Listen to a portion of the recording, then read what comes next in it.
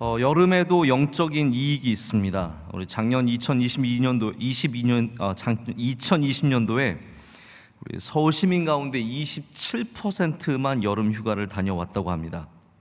코로나의 영향으로 인해서 사람들의 이동이 제한이 되고 많은 사람들이 몰린 곳에 갈 수 없었기 때문에 이런 현상이 있었던 것 같습니다.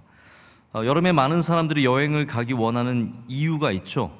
여행 자체도 좋지만 이런 시간들을 통해서 재충전하고 또 쌓였던 것들을 좀 덜어내고 멀어졌던 것들을 가깝게 하고 복잡해진 것들을 풀어내는 그런 소중한 일들이 있기 때문에 휴가를 가고 싶은 마음, 좀 떠나고 싶은 마음이 있는 것 같습니다. 우리 모두에게는 이 비움과 질서를 향한 본능적인 갈증이 있죠. 그래서 바캉스라는 단어, 이 비운다는 단어는 참 매력 있는 단어입니다. 하지만 이게 꼭 어디를 가야만 가능한 일은 아닙니다. 많은 사람들이 바캉스를 어디를 가는 것으로 바로 생각을 하지만 바캉스는 그 목적을 말하고 있죠. 어떤 장소를 향한 여행만이 아니라 아무 데도 가지 않아도 우리가 여전히 그 비움의 일들, 질서를 갖는 일들을 할 수 있다는 말입니다. 그래서 아무 데도 가지 않는 자유를 말하는 사람도 있습니다. 피코 아이어는 여행하지 않을 자유라는 제목의 책에서 꼭 떠나지 않아도 된다, 꼭 이루지 않아도 된다라는 그런 주장을 합니다. 우리가 여름을 한번 재정의할 필요가 있습니다. 대부분의 바캉스가 여름을 중심으로 있는 것은 이 여름이 꼭 노는 시간만이 아니라 우리에게 정돈의 시간이 될 수 있기 때문입니다. 영적으로도 여름은 귀한 시간이라고 생각을 합니다. 제가 재작년에 느헤미야를 통해서 여름 말씀 시리즈를 전한 적이 있습니다. 아쉽게도 올해는 온라인 예배로 전환이 되면서 제가 할 수가 없었는데 굳이 제가 여름 시리즈 말씀을 전한 이유는 이렇게 여름이 오히려 이런 복잡하고 혼란스러운 삶에서 중심을 아주 잘 잡을 수 있는 좋은 기회라는 생각이 들었기 때문입니다. 그래서 산상성회가 여름에 있고 수련회가 여름에 있어서 우리로 하여금 하나님께 다시 집중하게 하는 은혜를 허락해 줍니다. 그래서 오늘도 여러 가지 이 복잡한 세상에서 어떻게 우리가 영적인 질서를 가질 수 있는지 이 창세기 창조의 말씀을 통해서 은혜를 사모하며 나아가기를 원합니다. 창조의 서사입니다. 우리가 오늘 창세기 1장 1절부터 5절까지 말씀을 들었는데요, 이 얼마나 위대한 시작입니까? 오늘 말씀은 세상이 어떻게 시작되었는지 가장 근원적인 서사를 우리에게 보여주고 있습니다. 그래서 이 1장의 창조의 말씀은 역사적인 고백이면서 한번 생각해 보십시오. 이거 역사적인 고백입니다. 또한 창조주 하나님을 찬양하는 말씀이기도 하고 동시에 하나님께서 어떠한 분이신지를 우리에게 보여주는 굉장히 아름답고 신비한 말씀입니다. 우리는 이 앞에 설 때마다 우리가 알 수 없는 온 우주의 시작과 각 생명의 기원에 대한 경외심을 갖게 됩니다. 또한 이 말씀은 이 빛으로 시작되는 이 창조가 그 창조의 세계가 시작되기 전부터 사실 또 다른 존재가 있었다는 것을 우리로 알게 합니다. 그것은 바로 오늘 성경 1장 2절의 말씀에 나오는 것처럼 혼돈과 공허라는 존재입니다. 우리가 창조의 사건을 항상 빛부터 생각하지 않습니까? 일종의 선입견입니다. 창조는 빛이다. 그러나 그 창조가 그 전에 하나님이 이미 시작하신 것을 우리는 말씀을 통해서 보게 됩니다. 1절은 태초에 하나님이 천지를 창조하시니라 라고 시작하지만 2절은 빛의 창조가 있기 전에 그 바탕에 혼돈과 공허와 흑암과 기품이 있었다는 것을 우리에게 알려주고 있습니다. 이런 혼돈과 공허를 프리드만 같은 신학자는 생명이 없고 생명을 만들어낼 수 없는 것이다 라고 이야기를 합니다. 그렇다면 이 혼돈과 공허는 우리 생명의 세계에 살아가는, 생명을 갖고 있는 우리들에게 바로 그 생명을 위협하고 흔드는 존재라는 것을 우리가 생각해 볼 수 있습니다. 우리의 생명을 없게 하는 것, 우리로 그 생명력을 잃어버리게 하는 것이 바로 혼돈과 공허라는 것의 존재의 중요한 핵심적인 의미라는 것이죠. 제가 지금 잠깐 혼돈과 공허를 먼저 어떠한 의미인지를 좀 생각을 하고 그 다음 말씀을 이어가도록 하겠습니다. 이 혼돈이라는 것이 무엇입니까? 히브리어는 토후거든요. 이것은 원뜻은 형태가 없다, formless라는 뜻입니다. 하지만 우리가 그리스로 그리스어로 좀 더 잘 알죠. 카오스라고 부르는 바로 그것을 혼돈이라고 말합니다. 제가 한 30년 전에 대학교에 갔을 때 그때 어떤 책이 나왔냐면 주라기 공원이라는 책이 나왔습니다. 지금은 영화로 더 유명한 책인데 그 책을 쓰신 분이 이제 하버드 의대를 나온 전직 의사였던 마이클 크라이튼이라고 하는 분이죠. 이분이 그 책에서 제가 그때 굉장히 재밌게 그 책을 읽었는지 아직도 생각나는 내용이 카오스 이론을 그때 이 책에 썼던 것 같아요. 저는 그때 처음으로 카오스 이론을 만났는데 제 오래된 기억에 의지하자면 이런 내용이었던 것 같아요. 그걸 설명을 하면서 손에 물방울을 떨어뜨리면 매번 그 물방울이 흘러내려가는 길이 다르다는 거죠. 이 카오스라는 것은, 혼돈이라는 것은 우리가 예측할 수 없는 것, 항상 다르게 일어나는 그런 현상들. 그래서 카오스 논리라는 것이 그렇게 항상 다르게 일어나는 이런 사건들을 어떻게 예측하게 되는가, 뭐 이런 것들을 설명했던 기억이 아직도 납니다. 그렇습니다, 여러분. 혼돈이라는 것은 이 땅에 존재하는 수많은 무질서, 오늘 장로님께서도 마침 기도하시면서 무질서에 대해서 굉장히 중요한 기도를 해주셨는데, 이 수많은 무질서를 바로 혼돈이라고 말하죠. 질서가 있기 전에 무질서가 있었습니다. 이게 혼돈의 정체죠. 공허는 히브리어로 보후라고 합니다. 비었다는 뜻입니다. empty라고 하죠.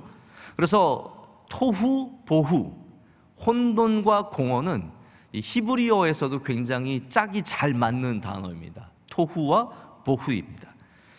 이 공허라는 단어가 구약 성경에 자주 쓰이는 게 아닙니다. 딱 한 번 더 쓰입니다. 예레미야서의 4장에 보면 이 땅이 다시 창조전의 세계로 다시 돌아가는 모습들을 보여주면서 혼돈과 공허라는 단어가 다시 쌍을 이루어서, 짝을 이루어서 나타나게 됩니다.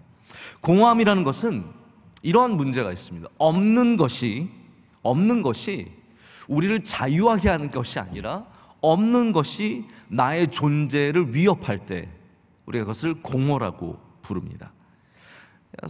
우리 사람들이요, 항상 만족하고 항상 내가 원했던 뜻을 이루고 내가 추구하는 의미를 찾으면서 사는 건 아닙니다. 항상 그런 건 아니라는 거죠. 근데 어느 순간 그 모든 것들에서 공허함이 밀려오기 시작하면 역설적으로 텅 빈 것이 내 안에 너무나 큰 자리를 차지해버리게 됩니다. 이게 얼마나 모순된 이야기입니까? 텅 비었지만 그것이 나를 차지해버리는 겁니다. 그래서 거기에 삶이 압도당하는 거죠. 어려운 일이 많아야만 괴로운 게 아니라 오히려 아무것도 없음이 우리를 더욱더 슬프고 괴롭고 무력하게 만드는 힘을 갖고 있습니다. 우리 자녀들을 다 키우신 부모님들이 어느 순간 그 자녀들이 커서 떠난 그 자리가 너무 커지는 거죠. 그게 내 마음을 차지해버리면 공허함에 잠 못 이루는 날들이 생기는 겁니다. 은퇴를 하셨어요. 잘 마쳤습니다. 하지만 내가 내 인생을 잘 살아왔는가 생각하다 보면 그 텅 빈 마음이 내 안에서 가장 큰 마음이 되어버리는 겁니다. 여러분, 그리스도인의 마음은 하나님을 향한 믿음이 가장 커야지 그것보다 더 큰 것들이 내 자리를 차지해버리면 안 됩니다. 그렇지만 이 순간순간 때로는 병적으로 존재하는 이 공허함이 있기 때문에 현대인들이 이 공허함으로 인한 문제들을 참 많이 경험하게 되는 것 같습니다. 이 창조의 기사는 하나님께서 어떻게 이렇게 무질서의 혼돈을 창조로서 정돈하시고 이 땅의 공허함을, 그 공백을 아름답고 선한 창조물로서 채우시는지를 보여주는 말씀입니다. 여기서 우리는 하나님이 행하시는 중요한 일들을 보면서 어떻게 우리가 또한 이 땅에 여전히 존재하는 혼돈과 공허를 정리하고 채워나가야 할지를 알게 됩니다. 자, 먼저 우리가 알아야 되는 게 있습니다. 혼돈과 공허는 단순한 상태만이 아니라 존재하는 세력입니다. 그러니까 혼돈과 공허는 실제로 존재하는 세력이라는 거죠. 이 혼돈과 공허가 창조 이후에도 계속해서 이 땅에 존재하고 있어서 죄로 인해서 하나님과 멀어진 우리 인간을 괴롭히는 아주 중요한 세력이 되었습니다. 모든 하나님과 멀어진 사람들, 죄로 인해서 물든 우리의 존재가 바뀐 우리 인간들은 이 세력의 위협을 받는다는 거죠. 우리가 얼마 전에도 욥기에서 라합이라고 하는 그 존재에 대한 말씀을 들은 적이 있습니다. 욥기는 워낙 오래전에 쓰여진 책이라서 유대 신화들, 유대의 전설적인 존재들이 나오는데 리워야단이나 라합 같은 존재가 나옵니다. 라합은 어떠한 존재냐면 그 사람이 아니라 존재인데요. 이거는 다른 괴물이에요. 이걸 혼돈 세력이라고 합니다. 혼돈 세력. 그래서 욥기에 어떻게 되어 있냐면 하나님만이 그 혼돈 세력을 이기실 수 있다라고, 하나님만이 라합을 이기실 수 있다는 것을 말하고 있습니다. 다시 말해서 이 혼돈과 공허라는 것은 우리의 힘만으로는 이기기가 부족하다는 거예요. 제가 요즘에 뭐 이런저런 자료들을 찾다가 뭐 또 때로는 우리 교회 말씀을 이제 체크하기 위해서 유튜브를 들어가게 되는데, 어쩌다가 저한테 이 가끔씩 추천되는 영상을 보다 보면 이게 이상한 대로 흘러가거든요. 제가 뭘 보게 됐냐면 발톱 무좀을 치료하는 그런 걸 보게 되었어요. 저는 저희 집이 이제 발이 건강해요. 얼굴이 제일 건강하면 참 좋은데 얼굴보다 발이 건강해서 보여드릴 수가 없어서 참 안타깝습니다. 제 발이 굉장히 잘생겼습니다. 그런데 이 발톱이 정말 문제 있으신 분들은 저는 깜짝 놀랐어요. 이 발톱에 무좀균이 오랫동안 침투해서 이게 뭐 10년, 20년 지나다 보면 발톱의 두께가 몇 센티가 되시는 거예요. 그래서 생긴 것도 너무너무 무섭게 생겼고 심각하게 아픈 분들이 계시더라고요. 근데 이 전문가들이 이 발들을 보면서 발들을 가져오면, 발들이 아니죠, 발을 내밀면 이제 그거를 깨끗하게 해주는 겁니다. 저는 깜짝 놀랐는데 이게 다 깎아내요. 몇 센치짜리를 다 깎아내서 스케일링을 하고 이 안에 있는 균집들을 다 긁어냅니다. 발 안까지 들어가서 싹 다 긁어냅니다. 이게 제가 보니까 이 영상은 뭐 드시면서 보면 절대로 안 돼요. 너무 징그럽고 더러워서 볼 수가 없어요. 제가 커피를 마시면서 보는데도 이게 보기가 어려울 정도로 힘들더라고요. 근데 이게 징그러워도 은근히 보는 재미가 있습니다. 근데 제가 몇 개 보다가 이게 자꾸 유튜브가 추천해줘서 이제는 끊었어요. 제가 너무 자꾸 보게 되는 것 같아서. 근데 이게 깎아내고 균집, 오래된 균집을 제거하고 깨끗한 발톱이 나올 때까지 지속적으로 치료를 해줘야 되는데, 제가 이걸 보면 깨달은 게 있어요. 아, 이게 그냥 상태가 아니라 세력이구나, 힘이구나. 세상이라는 이곳에는 세력이라는 게 있습니다. 이건 겉을 고친다고 해결되는 문제가 아니라는 거죠. 오늘 밤에 내가 가서 비누로 발을 잘 씻고 잘 닦는다고 해서 이 세력을 없앨 수는 없는 거예요. 혼돈이라는 것이, 오늘 목사님 혼돈에 대해서 말씀하시니까 집에 가서 방이나 치워야지, 그런 걸로 해결이 안 된다는 거죠. 내 스케줄을 몇 개 정리하고 방 치우고 이 정도로 치유되는 것이 아니라 분명한 치료가 필요하다는 겁니다. 혼돈과 공허에는 치료가 필요한데, 우리를 치료해 주실 수 있는 분, 라합과 리워 여단을 물리치실 수 있는 분, 혼돈 속에서 질서를 창조하시고 공허 속에 창조물을 채우실 수 있는 분은 하나님밖에 없으시다는 거죠. 혼돈과 공허를 이기는 힘은 우리의 노력이 아니라, 물론 노력도 있어야 합니다. 그러나 근본적으로는 치료의 대상이며 그것을 이기는 힘은 말씀이라는 겁니다. 할렐루야. 창세기 1장과 요한복음 1장은 사실 굉장히 비슷한 구조를 갖고 있습니다. 말씀이거든요. 하나님께서 말씀으로 이 땅을 창조하셨고 그 말씀이 육신이 되어 우리 가운데 오셨습니다. 혼돈과 공허가 있는 곳에 하나님께서 말씀으로 질서를 창조하셨고, 죄악이 가득한 이곳에 예수님께서 말씀이 되셔서 오셨습니다. 이게 창세기와 요한복음이 같은 구조를 갖는 이유입니다. 이게 하나님께서 일하시는 방식이라는 겁니다. 그렇다면 당연히 우리의 혼돈과 공허 안으로도 하나님의 말씀이 들어와야 하고, 그 육신이 된 예수 그리스도께서 들어오셔야 합니다. 우리가 왜 말씀을 들어야 합니까? 이 땅이 혼돈의 세상이기 때문이에요. 우리가 왜 기도해야 합니까? 복잡한 세상에 살고 있기 때문입니다. 이 세상이 얼마나 복잡합니까? 인생이 복잡할수록 더욱 말씀을 의지해야 하고, 많은 것을 선택해야 하는 사람일수록 기도를 더 많이 해야 합니다.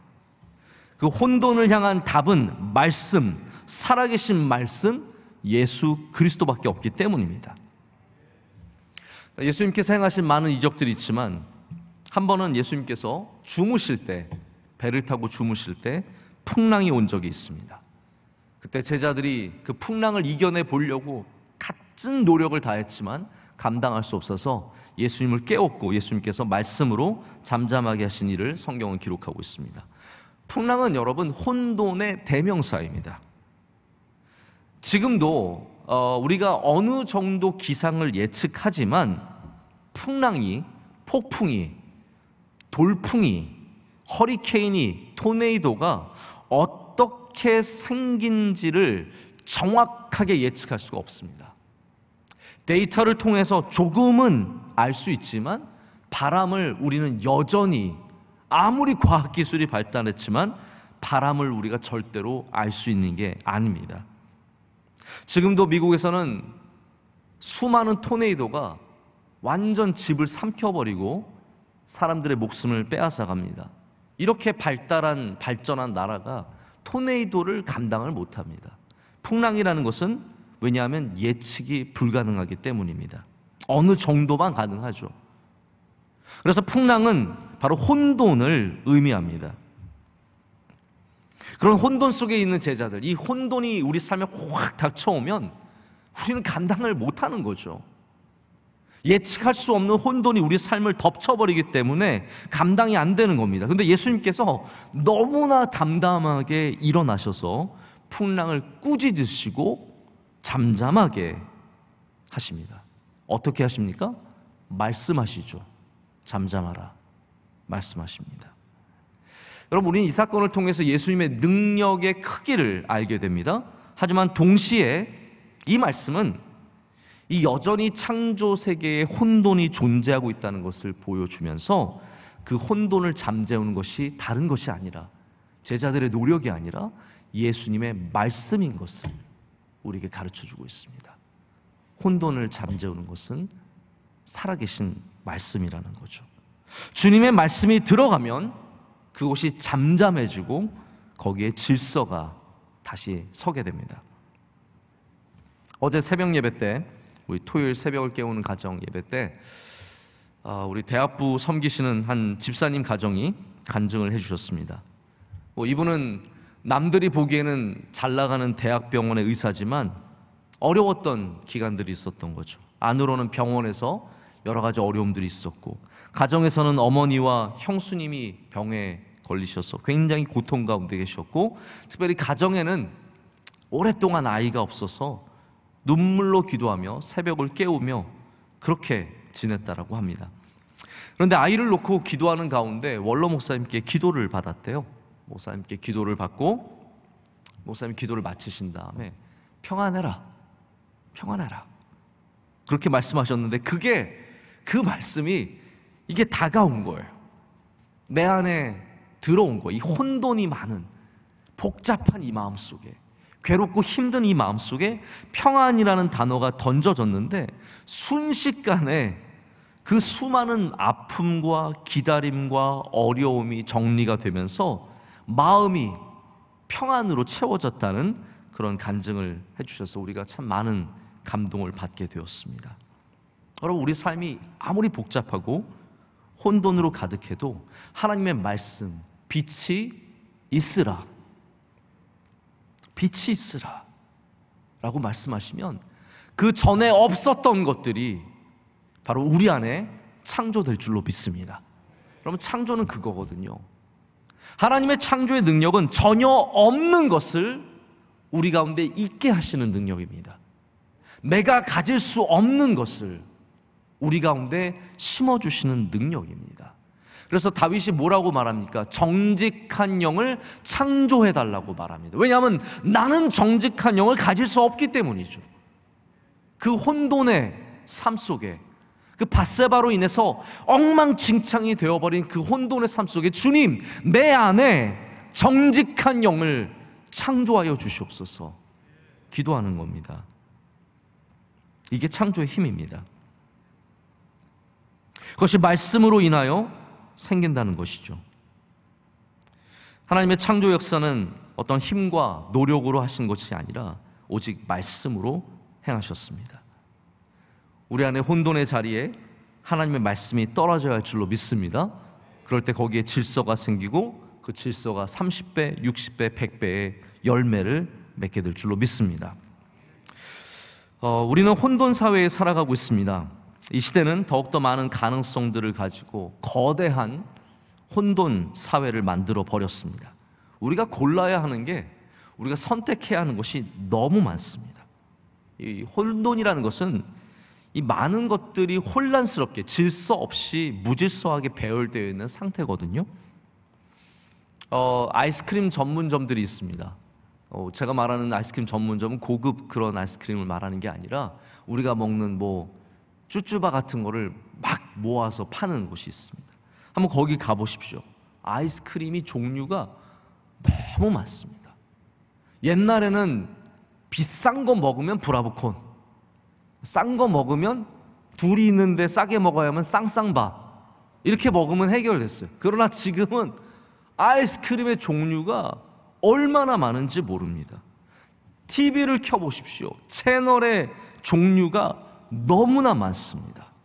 이게 좋은 것 같지만 점점 우리는 더 혼돈이 쌓이는 거예요. 해결되지 않은 문제들이 쌓이면 혼돈은 점점 그 무좀 발톱처럼 점점 커져가는 거예요. 고르기가 쉽지 않습니다. 근데 세상의 기준으로는 고를 수 있는 기준이 있어요.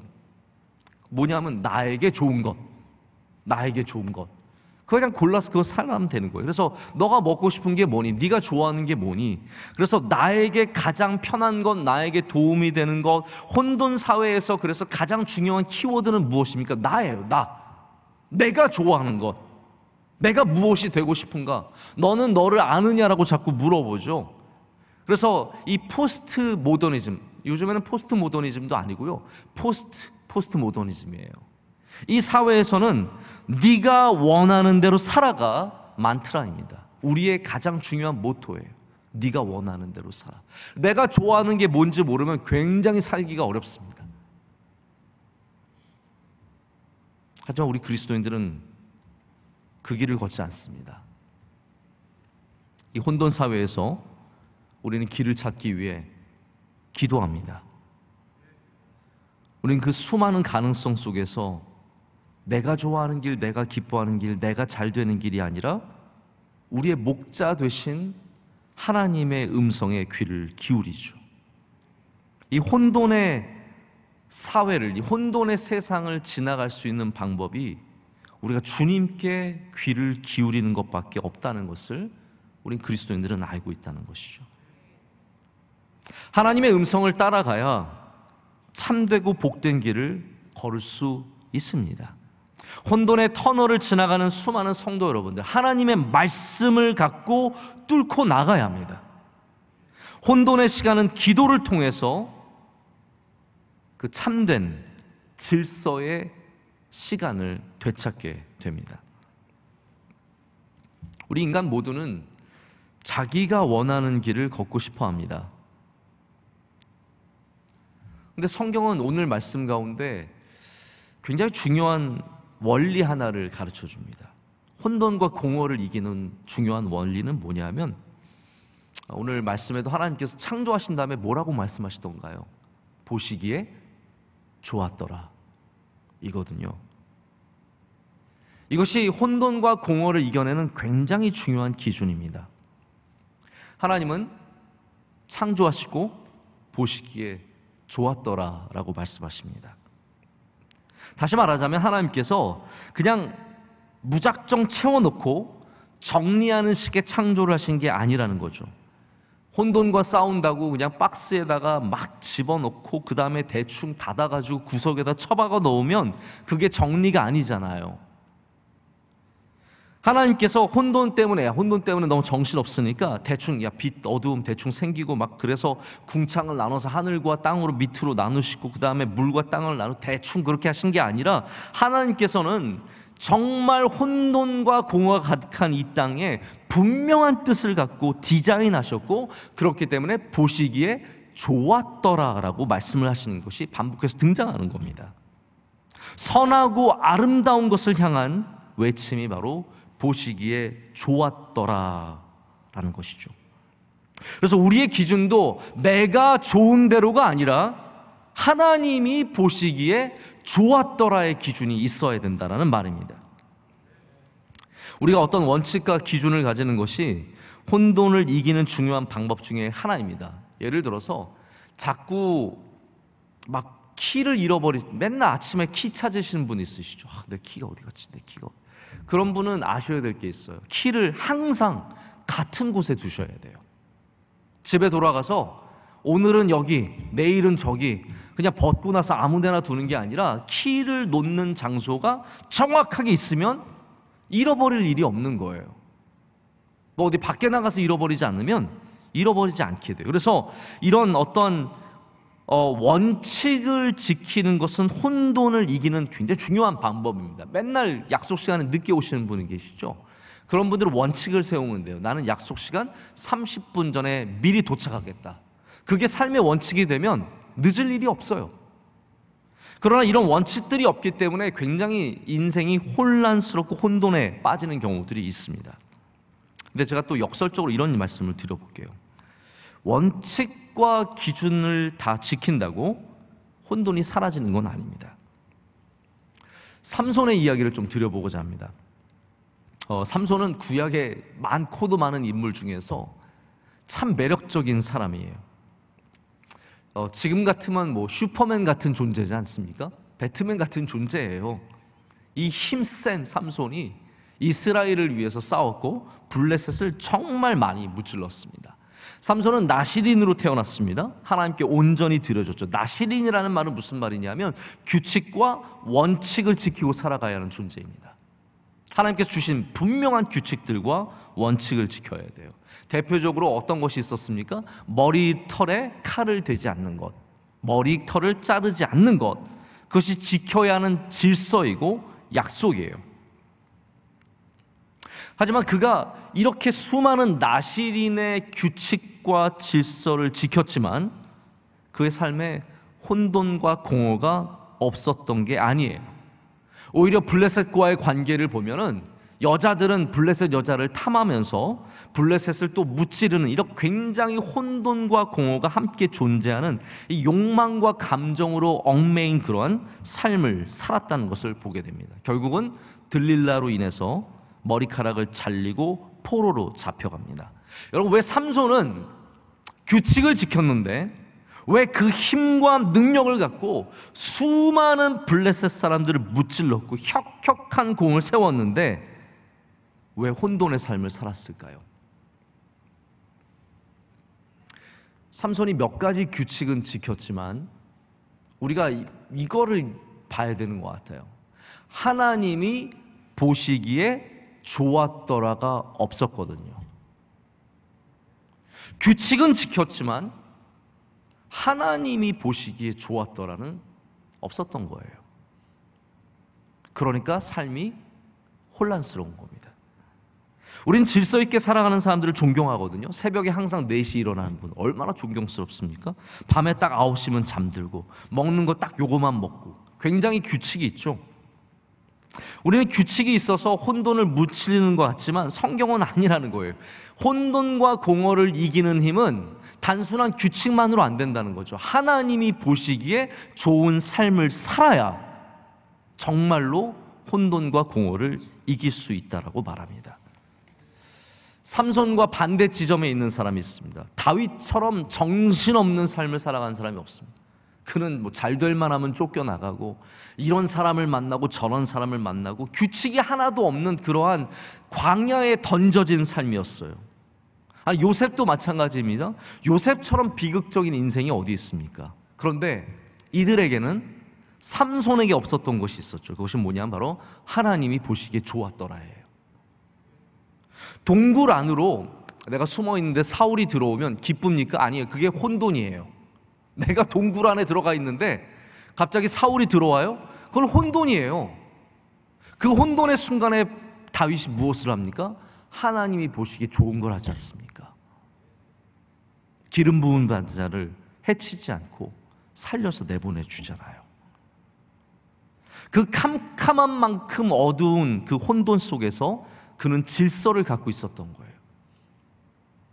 여러분, 매력적인 주인의 아내가 유혹해오면 혼돈이 오지 않겠습니까? 이 젊은 요셉에게 혼돈이 오지 않겠습니까? 하지만 그 욕망의 순간에도 하나님이 보시기에 좋았더라를 붙잡은 겁니다. 우리가 혼돈의 시대에, 이 공허의 시대에 내가 기준이 아니라 하나님이 보시기에 좋았더라를 붙잡아야 이 어려운 세상을, 이 혼란스러운 세상을 잘 지나갈 수 있다는 겁니다. 제가 마지막으로 짧게 좀 공허에 대해서 한 가지만 말씀을 드리고 맺으려고 합니다. 좋은 것으로 채워라입니다. 좋은 것으로 채워라. 하나님은 공허와 싸우신다고 칼 바르트가 말합니다. 하나님께서 공허와 싸우시기 때문에 우리 인간도 공허와 함께 싸워야 합니다. 하나님께서 이 세상의 모든 허무한 것들, 공허한 것들과 싸우시며 경고하시죠. 공허한 우상과 공허한 물질과 공허한 자리와 공허한 관계를 경고하십니다. 그리고 예수 그리스도를 따르는 우리들에게 참 가치 있는 것, 아름다운 것으로 채워주시길 원합니다. 자, 창조의 사역에 하나님께서는 첫째 날부터 셋째 날까지 나누는 질서를 만드시는 바로 혼돈과 싸우시는 일을 합니다. 그 다음부터는 생명을 만드시고 채워가시는 일을 합니다. 그것이 바로 공허와 싸우시는 일입니다. 창조는 두 가지로 나뉘는 것이죠. 혼돈과 공허와 싸우시는 하나님의 모습이 나오는데, 그 공허는 반드시, 공허의 문제는 그냥 뭐 약을 먹고 그러야 되는 부분들도 있겠지만, 우리가 좋은 것으로 채우면 공허의 문제가 해결이 된다라는 것이죠. 우리에게 잘 알려진 카일 아이들만, 팬인가 제자인가를 쓴 카일 아이들만의 또 다른 책이 있는데, 나의 끝 예수라는, 예수의 시작이라는 책이 있습니다. 나의 끝 예수의 시작. 여기서 이분이 어떤 부분을 지적하냐면, 현대인들은 공허를 바쁨으로 채운다라고 말합니다. 뉴욕타임즈에 어떤 기사가 났냐면, 현대인들이 바쁘다라고 말하는 것이 결국 무슨 얘기냐? 여러분, 바쁘다라는 게 무슨 말일까요? 나 중요한 사람이야 라는 뜻이래요. 나 바빠. 그래서 많은 분들이 꼭 저에게 그런 질문을 하세요. 목사님 바쁘시죠? 그게 무슨 의미일까요? 당신 괜찮은 사람이죠? 라는 뜻이거든요. 저 안 바빠요. 저 별로 안 중요한 사람이고 저 안 괜찮은 사람인가 봐. 저 그렇게 바쁘지 않습니다. 현대인들은 바쁨을 자랑으로 여기고, 저 여기 굉장히 전적으로 동의하는 부분이 있습니다. 여러분, 공허함을 자꾸 바쁨으로, 일로, 밖에 나가는 것으로, 무엇을 하는 것으로 채우지 마시고, 여러분 좀 좋은 것으로 채워볼 생각을 해보세요. 할렐루야. 이 여름에 너무 목말라서 좀 뭐 좀 채워야지, 여행을 가야지. 물론 저는 여행 가는 거 절대로 반대하지 않습니다. 여러분 괜찮아요. 그런데 이게 자꾸 그 공허함을 그런 걸로만 채우려고 하면 절대로 채워지지 않는다는 사실을 아셔야 돼요. 예수님께서 사마리아 여인에게 뭐라고 말씀하셨습니까? 요한복음 4장 14절을 보면, 내가 주는 물을 마시는 자는 영원히 목마르지 아니하리니 내가 주는 물은 그 속에서 영생하도록 솟아나는 샘물이 되리라. 아멘. 주님이 주시는 생수, 예수 그리스도로 우리를 채워야 목마르지 않는다는 거예요. 그 공허가 채워진다라는 겁니다. 제가 10여 년 전에 미국에서 돌아오면서 미국에서 쓸만했던 가구들은 그냥 다 가져왔어요. 제가. 왜냐하면 한국 와서 또 뭐 침대를 사고 뭐 이런저런 걸 사는 게 너무 복잡한 일이라서 의자들, 뭐 소파, 침대 그냥 다 가져왔어요. 식탁도 가져와서 지금까지 계속해서 써왔습니다. 별 문제 없이 써왔는데 이게 다 한 15년 뭐 이 정도 된 가구들이거든요. 20년도 된 가구들도 있고. 근데 점점 이제 앉는 것들, 눕는 것들에는 문제가 생기더라고요. 침대가 저희를 지탱을 해주지 못하고, 그래서 어쩔 수 없이 이번에 저희 가정에 이제 침대와 소파를 새로 바꾸게 됐어요. 이게 정들었던 가구를 바꾸자니 막 정말 되게 아쉽고, 저희 첫째 아들은 막 버리지 말라고 막 울고 그러더라고요. 그 다음날 새 침대에 얼마나 기분 좋게 눕는지 저희 아들이, 제가 그래서 너 참 잘 변한다라는 생각을 했는데, 이번에 제가 소파를 구하면서 배운 게 있어요. 내장재가 중요하다면서요. 저는 그냥 예쁘면 다 좋은 소파인 줄 알았는데 그 안에 뭐가 들어가 있는지가 굉장히 중요하대요.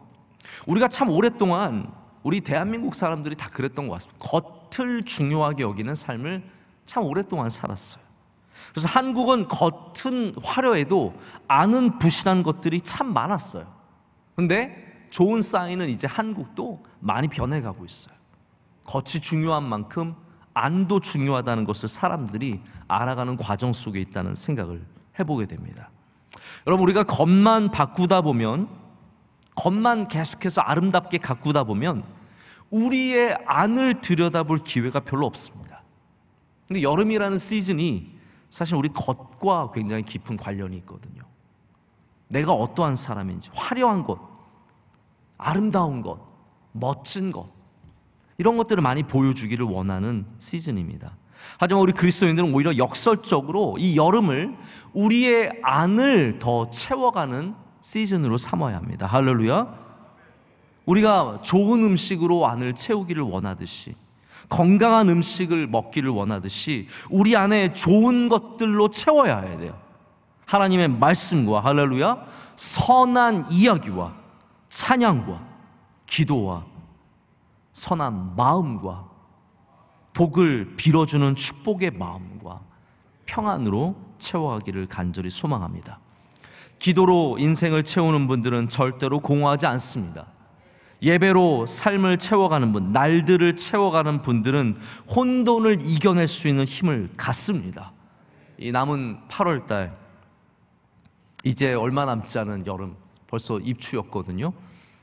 이제 모든 주님의 성도들에게 하나님이 주시는 평안, 하나님의 말씀이 주시는 능력, 우리의 모든 혼돈과 공허를 이겨내는 믿음의 능력이 가득하시기를 진심으로 축복합니다. 기도하시겠습니다. 하나님 아버지, 감사합니다. 오늘 하나님이 주신 말씀, 이 혼돈의 세상에, 복잡하고 어려운 세상에, 때로는 공허함으로 견딜 수 없는 이 세상에 하나님이 주시는 창조의 말씀, 우리 감사함으로 받습니다. 하나님, 더 주의 말씀을 귀 기울이게 하시고 그 말씀을 따라가게 하셔서 혼돈의 세상을 잘 지나가게 하시며, 하나님, 이 공허함이 가득한 세상 속에서 하나님이 주신 좋은 것으로 채워서 우리 모두가 복된 인생들이 다 되게 하여 주시옵소서. 우리를 사랑하시고 우리를 붙잡아 주시는 예수님의 이름으로 기도드립니다. 아멘.